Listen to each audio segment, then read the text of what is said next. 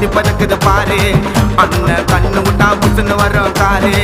அண்ணனுக்கு சென்னை ஃபுல்லா ஊரை சுத்தி புள்ளிங்க முச்சி உழைப்பால உயர்ந்துட்டாரு சாதி கண்ணனை ஏம வச்சு. அண்ணனை தப்பா பேசி இது வரைக்கும் கேட்டதில்ல, அப்படியே பேசினால யார இருந்தாலும் விட்டதில்ல.